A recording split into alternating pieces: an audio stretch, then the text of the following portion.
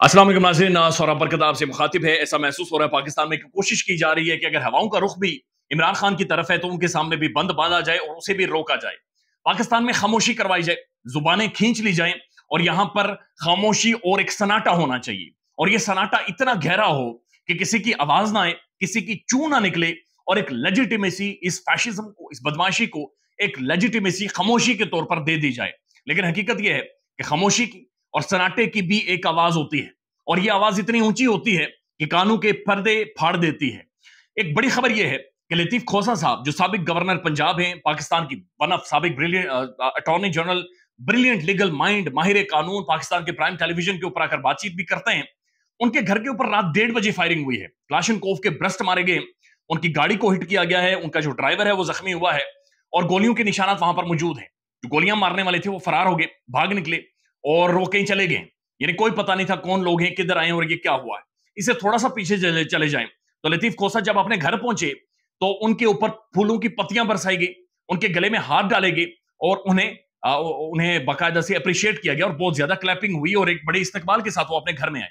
उससे थोड़ा सा पीछे चले जाएं तो हुआ यह है कि लाहौर हाई कोर्ट बार की जानिब से एक सेमिनार मुनक्किद हुआ और उस सेमिनार में लतीफ खोसा साहब ने, जो कि इस दो के पीपल्स पार्टी के साथ मुंसलिक हैं लेकिन इस वक्त तारीख की दूसरी तरफ खड़े हो गए, एजाज अहसन साहब और लतीफ खोसा साहब तारीख की दूसरी तरफ खड़े हैं और वो कह रहे हैं कि जो कुछ ये हो रहा है ये इस वक्त आइन के खिलाफ हो रहा है। तो जो लाहौर हाई कोर्ट बार का जो सेमिनार था वहां पर उन्होंने खिताब किया।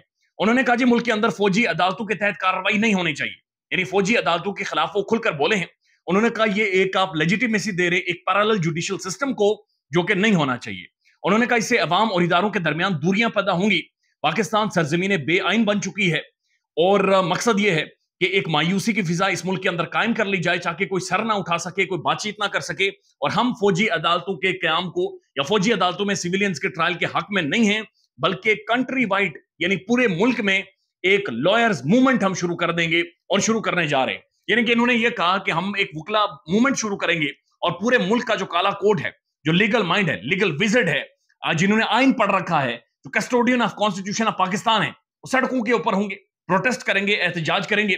और लतीफ खोसा साहब उन्होंने क्लियर कहा कि पूरे मुल्क में हम लोग मौजूद होंगे। लिहाजा ये फिर जो खामोशी और जो मायूसी या जो एक सन्नाटा कायम करना है, फिर ये जो काला कोट होगा ये बहुत बड़ी आवाज होगी और बहुत सारी मुश्किलात होंगी। बात सिर्फ लतीफ खोसा साहब तक महदूद नहीं रही, बल्कि रात को उनके घर पर अटैक हुआ, लेकिन उससे पहले अजहर सिद्दीकी साहब के घर के ऊपर पेट्रोल बम फेंके गए और उनके घर के ऊपर भी फायरिंग हुई। अगेन दो ब्रिलियंट लीगल माइंड पाकिस्तान के डायरेक्टली उनके घर टारगेट हुए, उनकी फैमिली टारगेट हो रही है और उनके घर के ऊपर ये सारा कुछ किया जा रहा है। और उसकी वजह यह है कि वकला तहरीक शुरू होने की तरफ जा रही है, यानी वकला खुद सड़कों पर होंगे, काला कोट सड़कों पर होगा और फिर वो सवालात पूछेंगे, वो कॉन्स्टिट्यूशन के ऊपर बातचीत करेंगे।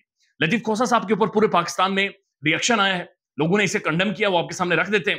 लेकिन इमरान खान साहब ने एक ट्वीट किया है और इमरान खान साहब लिखते हैं कि आजम खान जो मेरे प्रिंसिपल सेक्रेटरी हैं, गुज़श्ता रात से वो गायब है, उन्हें भी कोई उठाकर लेकर गया या खुद ही अंडरग्राउंड हो गए, लेकिन वो गायब है और कोई पता नहीं, कोई इतलात नहीं है कि वो कहां पर है। उसके बाद उन्होंने कहा कि जो लतीफ खोसा के घर के ऊपर अटैक हुआ है मैं उसे कंडेम करता हूं, क्योंकि लतीफ खोसा चंद एक उन लोगों में से हैं जो तारीख की दूसरी तरफ आकर खड़े हो गए हैं, जो इस वक्त जो कुछ हो रहा है उसे ठीक नहीं समझ रहे।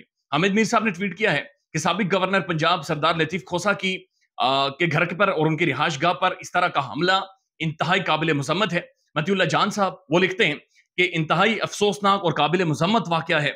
इससे पहले लतीफ खोसा के बेटे के ऊपर भी इसी तरह का हमला किया गया था। ऐसे हथकंडे जो लतीफ खोसा साहब की नई सोच है और नजरिया है उससे उन्हें पीछे नहीं हटा सकते। वो एक मजबूत आदमी है, तगड़े आदमी है, लिहाजा वो पीछे नहीं हटेंगे।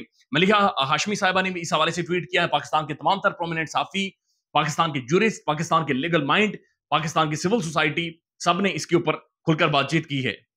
उसके बाद जो एक असद चौधरी साहब है वो लिखते हैं कि जो गैलप है उसके सर्वे के मुताबिक पाकिस्तान में अक्सरियत जो मेजॉरिटी है वो इस वक्त समझती है कि पाकिस्तान के अंदर जो भी इंतखाबात होंगे वो आजाद और शफाफ नहीं होंगे।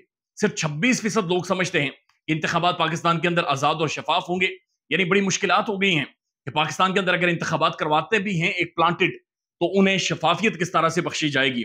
सिद्दीक जान साहब ने एक ट्वीट किया है जहां पर जो एक रेड लाइन पाकिस्तान फोरम अचानक से सामने आया है, उन्होंने प्रेस कॉन्फ्रेंस के हवाले से बातचीत की है। तो सिद्दीक जान साहब ने क्वेश्चन मार्क डाला है और लिखा है कि एक नई रेड लाइन یہ کون ہے؟ ایک کوشچن مارک ہے. تو آپ بھی سوچیں یہ نئی ریڈ لائن کون ہے؟ لیکن لطیف کھوسہ صاحب کے اوپر جو بھی کیا گیا ہے یہ کنڈیمیبل ہے، افسوسناک ہے، خوفناک ہے. رپورٹ کرتے رہیں گے، بولتے رہیں گے، آواز اٹھاتے رہیں گے، لیکن یقین کیجئے اب بولنا بڑا مشکل ہے اس ملک میں. ایک خاموش کروانے کی کوشش کی جا رہی ہے، ایک سناٹا قائم کرنے کی کوشش کی جا رہی ہے جو اس ملک کے لیے ٹھیک نہیں ہے. خیال رکھیے گا اپنا. اللہ حافظ.